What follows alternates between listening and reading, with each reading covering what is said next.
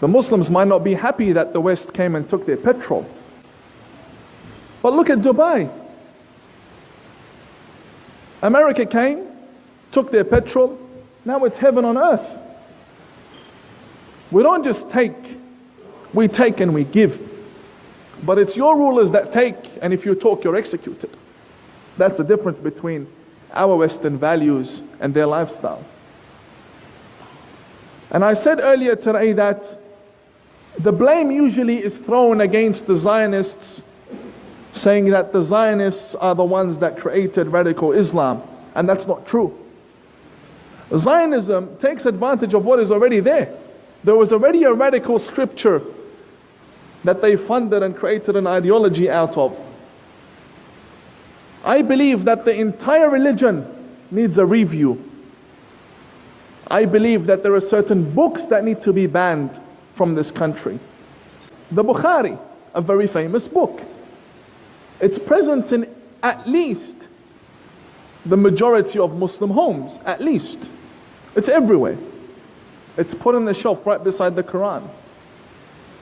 And every act of terrorism is taught from that book. I don't understand how Muslims believe that, well, radical Muslims is the main issue here, how they believe that if you blow yourself up, you go have lunch with the Prophet Muhammad in heaven.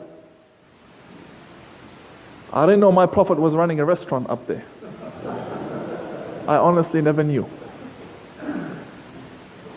And then you have other very attractive statements that they state, that you go and you get 72 virgins. But what kind of a virgin is she that I would have to blow myself up for her? There are things in religion that need reformation, and they will be reformed. And it's not very hard to reform. All you need to do is point the finger at what is wrong. Once upon a time they asked a man in Iran, how did you learn beautiful manners? And he said, I learnt it from the disrespectful people. When I saw the good pointing out the bad, I knew that that was the wrong choice to make. I did the opposite of what the bad people do.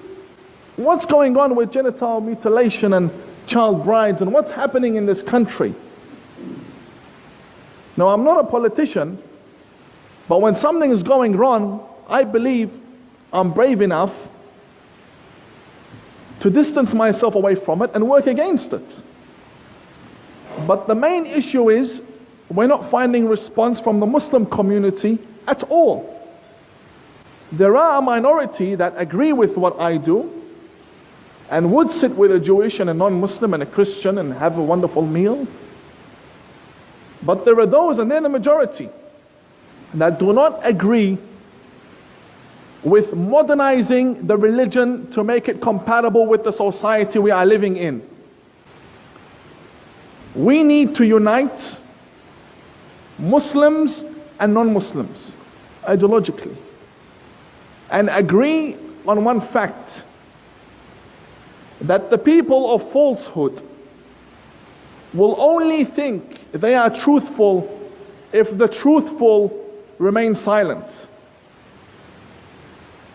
If you have a blog, if you write a column in the newspaper, do whatever you can. I'm against generalizing because there are good Muslims, but the main message behind it, I agree with. Islam is the fastest growing religion on earth. I'm not speaking 100 a day. I'm speaking 20,000 a day.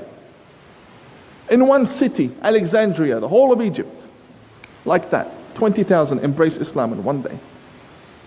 It's growing. We don't have a problem with it going in the right direction. But if it's going in the wrong direction, that's where myself and other good people who love their countries believe that it's time to stand. And I mention Jews a lot because, although this will get me in trouble, I've never said this before, but Palestine is Jewish land. I mean, come on, who doesn't know this? Jesus came to Jerusalem. He came to the Israelites who were there. It's Jewish land. I mean, if the Jews later on want to become Christians, believe in Jesus, and then later on they want to believe in Muhammad, that's fine, you can change your religion, but you can't change the history of the land. It's Jewish land. which is maybe why I get along with Jews a lot. But it's a good thing to know the truth and follow it. It's a beautiful thing to be honest to yourself, to history, and to the land you live upon. We deserve a Muslim community that takes a stand against terrorism, because that's the fine line between hypocrisy and not. If you're not a hypocrite, then speak out. And they say silence is a sign of approval, and I do not approve of the extremism in this country that has been brought by Muslims from the Middle East, and I refuse to stay silent. Thank you very much. God bless you. Thank you.